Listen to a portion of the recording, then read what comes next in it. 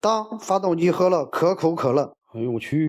本期拆一台800人开，这个发动机公里数不多，看起来也是很新的，但是有人更狠心啊！本来以为是给它加了红糖，结果他们调出来监控一看，好家伙，加的是可口可乐，离合小骨呢没有磨损，日本富士的离合。好，这一期就带大家看一看可口可乐对发动机的危害，离合片也可以正常使用。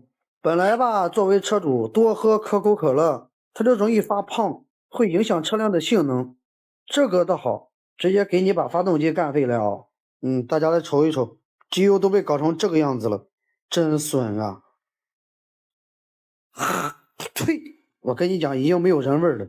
我才发现可乐比糖更狠啊！可乐富含二氧化碳，这玩意对机油本身就能造成破坏，而且这里面还有含糖，等于是2个维度去打击你。